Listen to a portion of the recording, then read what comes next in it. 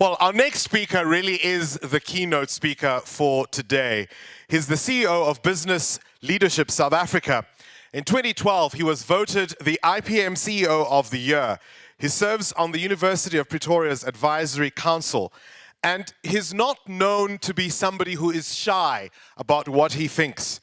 He recently, on Talk Radio 702, spoke to my colleague, Bruce Whitfield, and he said, white monopoly capital, radical economic transformation, these are terms used by people who are interested in looting and feeding at the trough as if there's no tomorrow.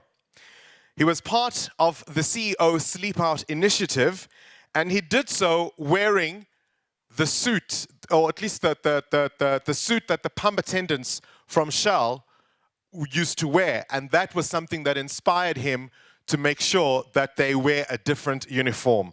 I could go on and on and on. Ladies and gentlemen, the real Bonang Mohale. Sanbonan. Babu bongani bingwa ngiyabonga Nkosi yami wangenza umuntu kuthiwa amathanga ahlanzela abanganamabhodo. Ha ke lebise tlhompho ho bohle bao e ba tshwanetseng. Ladies and gentlemen, good afternoon. I know that I'm standing between you and the scheduled 1 o'clock lunch.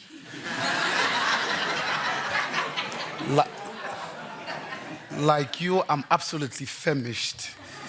So let's get this out of the way.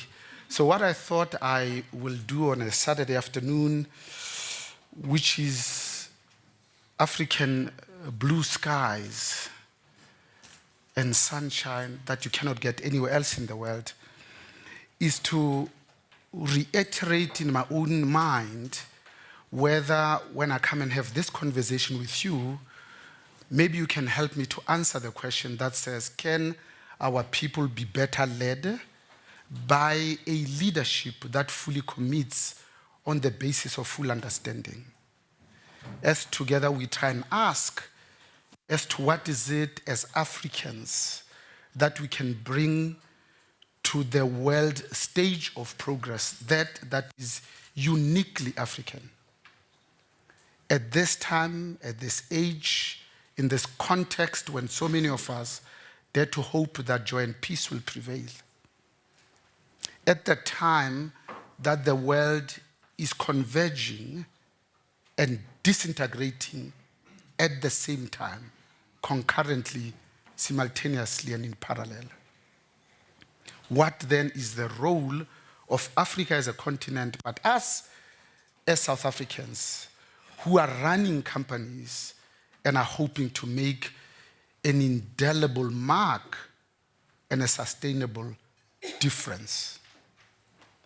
At the time that all of us are blindsided by these black swan events that none of us could have anticipated, that gave us Donald Trump as the world's most powerful nation in the world, and it nearly gave us Marine Le Pen when the politics are threatening to go right-wing, and people feel it's okay in the 21st century to be neo-Nazis and to be right-wing. Thank God we got Emmanuel Macron, and 3 days immediately thereafter, both the business and the consumer confidence in France picked up, and as a result, the French people are walking tall and indeed very proud. But also at the time that Europe is scared because they saw Brexit when all of us thought this is a shoehorn. And yet the vote shocked all of us for one of these senior nations to come out of this 28-member nation and therefore threaten to unravel probably the second biggest economic and trade bloc in the world today. But also at the time that we as Africans are not immune from our own challenges. 1.2 billion of us, 54 African countries speaking 2,000 languages. And yet when we look at the slightly more than 7 billion people, and 1.4 billion of them have absolutely no access to electricity, 742 million of them happen to be in this continent, and that's why you are referred to as the dark continent. But also at the time that we cannot genuinely blame colonialism for our challenges today, from the days of Kwame Nkrumah in 57, that today, when we reflect and we genuinely want to be honest, we have to accept that our leaders have chosen ill-conceived and poorly executed policies, and as a result have contributed more to our people's poverty than anybody else. That in South Africa, 23 years into democracy, we cannot continue to blame apartheid when the choices we have made, the decisions we have taken and not taken, are the ones that are responsible for our hardships today. It is sexy to blame apartheid, but it's not very useful because you can't do much about it. People move forward in space and in time when they take final accountability and they plan to change their lot. Africa's problems today have nothing to do with the availability of resources. Every single solitary one of the resources that we have, that we are blessed to have, South Africa is number 1 or number 2 in the world. And yet, 17 million people are still on social security. 9.3 million of us are still unemployed. 8 million young people have never seen their fathers. 23 years. There are some children that were born into this democracy who cannot even spell apartheid. That we are led by a president that has willfully, deliberately, purposefully, and consciously took us 20 years backwards. And that it will take us a long time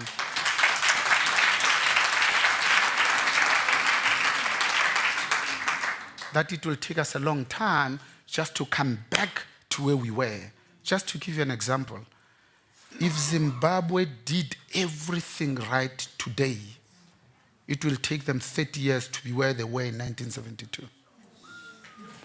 That is the results of Africans continuing to choose people that are not putting their best foot forward.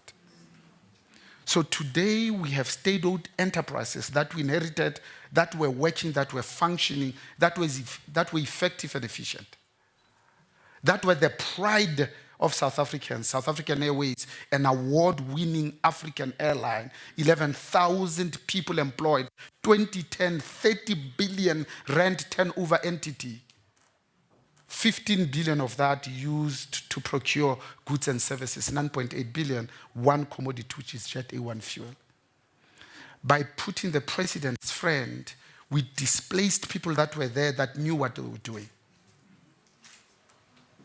And we put people who had absolutely no clue, but most dangerous, that had no interest in ever running a state-owned enterprise that is profitable, thereby condemning Africans to that hackneyed phrase that says, can we do and run anything that is sustainable, that is indeed of value, purely and simply because the president had no vision whatsoever of ever making that entity profitable, but to loot, to pillage, and to steal on a grand scale. Now we have just bailed it out for 2.7 billion. We learned in Parliament that there's another 10 billion that is coming probably from the sale of good assets like Telkom. Like we sold a good asset in Vodacom to put it back into another bottomless pit, and then we will worry in 2018 as to why our people are hungry, homeless, and we are unable to give to them the warranties that we promised them in 1955 when we said the doors of learning shall be open and to those that are indigent, it shall be free. And we have never failed to put it on every single solitary one of the ANC manifesto to say we will provide free education for the poor, except we did nothing to plan for it. So when I started, I said the problems with South Africa have nothing to do with our availability of resources, but with our inability to manage, just to plan, lead, coordinate, and organize. It was General George Patton who said, great wars are won by good execution, not just by great planning, because good execution will save even a mediocre plan. So today, in 2017, we are faced with a stark reality when we look at the 55 million South Africans in the mirror and you say we are poor by choice, not by fate. We are poor because of the choices that we have made and will probably continue to make until and unless we wake up one day, we look at ourselves in the mirror and say, we are leaders of our own lives. So for me, to be called a leader means anybody that feels called upon to lead is a leader. So leading has nothing to do with the C-suite or the corner office, the title on your business card. Leading has everything to do with waking up in the morning and feeling that you can make a difference. Therefore, a domestic worker is a leader. A bus driver is a leader. Good politicians are leaders. CEOs like ourselves, who are blessed to run some of the world's biggest and oldest companies in 1996, who have learned something and want to share it with this ANC-led government. But you know they're not looking for us because competence shows them up. They don't want clever blacks. But that's what we fought for, to go to school so that we are clever and we can understand how the world tessellates and fits in like a jigsaw puzzle within a broader scheme of things. How can being a clever black today be anything other than a source of pride?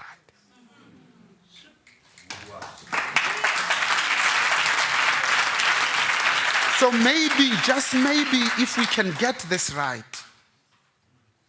this notion of leadership, we will internalize it, we'll believe it, and we'll execute it at every single given opportunity.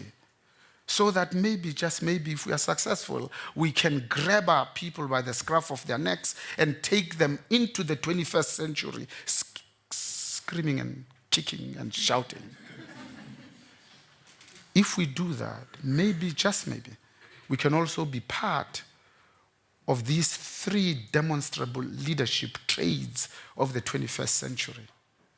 Number 1, to be able to embrace digital tools. Because at the World Economic Forum, we spoke about the 4th industrial revolution at the time that our people are still carrying water onto their heads from the river with no innovation to solve today's problems. How then do we fit into the world of tomorrow of artificial intelligence, of driverless cars, of cryptocurrencies, where the jobs that are going to be created for the next 5 years don't even exist today, when the curricula that we expose our children to is not even preparing them for what business needs today, let alone what is going to need tomorrow.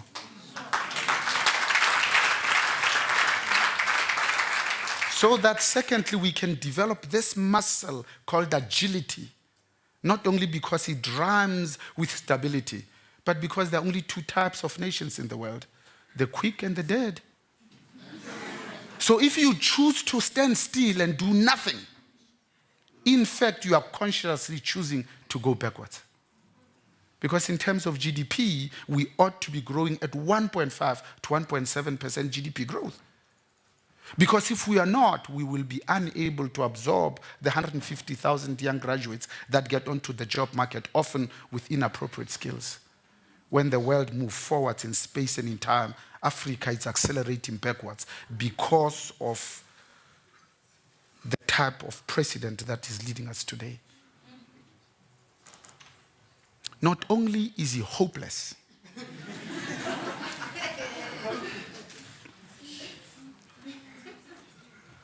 but he is corrupt and rotten to the core. Because from day one, his only obsession was never to find people from the black pool of excellence, but to do everything possible to say, how can I stay out of jail? Imagine, how can you run a country like that? It's like running and driving a car, always looking at your rear view mirror. So today, when you look at our justice system, it is captured. The policing is non-existent. The thieves know that. They are wreaking havoc. Otherwise, how do you explain Meyiwa being killed during the day? When there were people in the house and Phosphorus was teeming with people. It's almost 600 days we cannot find Meyiwa's killers. How can we keep our borders free when we can't even manage this simple thing? So policing has been captured. Prosecuting has been captured because we put Sean Abrams there. Otherwise, how do you explain that 200,000 leaked emails, we have done nothing? When most countries in the world would have said, this is concerning what we're hearing. And you go to the implicated and say, you need under oath to sign an affidavit that says, is this true what they're saying or is it not? So that if you say it's not true, and we are found to have lied, then you'd have perjured yourself and then we can take action. How else do you explain an Indian immigrant family that came here with nothing, absolutely nothing, but on a 10-year project, systematic, chronological, and methodical, with an approach, formed a company called Sahara, appointed the president's son to Dutuzani at age 18 and bought him a Z4. That's when we knew that the project of capturing was in full steam. Because at 18, let's just reflect. How does an 18-year-old understand the complexities of stewardship and probity? The duty of care, skill, and diligence. That fiduciary responsibility is acting not in the best interest of the self, but in the best interest of the entity, not of the employees, nor of the shareholders. How do they comprehend this notion of shared value, that it can't just be the returns for the shareholders? It also ought to be about paying our own employees a decent salary, not just a living wage, because if you're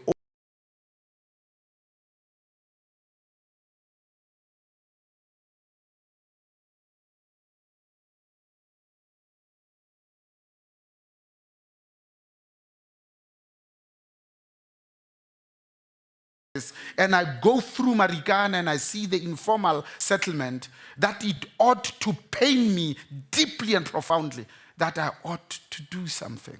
Otherwise, 5 years later, we would have never had an incident like Marikana where we woke up one day with a free government that mowed 43 of its people down worse than the apartheid government did in 1 hour. Maybe, just maybe, if we get this right, we'll then start training our people to be leaders of the 21st century. Not to willfully, purposefully, deliberately take their people back into the dark ages. Because in the 21st century, God can't be so unkind to create people and put them on the southernmost tip of the continent without any form of leadership and guidance. The century for Africa is here and it has passed. Our people are holding us back because we call them leaders, not our own servants. Maybe, just maybe, if we were to get that right and we talk in the language of leadership, we might be able to demonstrate the 4 leadership behaviors, baseline behaviors. One being, how can we facilitate team collaboration much more effectively? Because in the 21st centuries, teams win, not individual superstars. Countries win because everybody is pointing in the same direction. We want the same things, not we are fighting amongst each other. Today, you look at our movement Congress, and you wonder, there's not even 2 ANCs. There are many and numerous, and you don't know who's in charge and who's in control. Yeah. It's a rudderless ship. It's in the middle of the ocean. It's drifting, and nobody cares. Because teams are what will take us forward. Because nations are not even competing on products and services anymore. They are competing on value chains and on business models. And we're not even there yet. Secondly, so that maybe, just maybe, if we are successful, we can demonstrate genuine obsession for our people. Because our companies are our people. Countries are people, not bricks and mortars. Because companies that are inappropriately located can always move their headquarters. Those that are short of cash can always leverage their position and go and borrow from banks. But companies that are short on people, like countries that are short on good, active citizenry, are dead countries indeed. Living and breathing, but died many years ago, and purely and simply existing today. And if we get that right, maybe, just maybe, we can develop the type of citizenship that will provide us critical perspectives, not yabas, not agreeing with the leadership just because it's our movement, but people that can genuinely reflect and internalize and say what is needed today to move us forward and upwards into the promised land, and to be able to make the choices that if we've made wrong choices, then let's take corrective action, because nobody is going to solve it but ourselves. Critical perspectives, to be able to question, to be curious, to ask, to desire more, to want more, because there is nothing as powerful as knowing that you are much, much more than what you have become.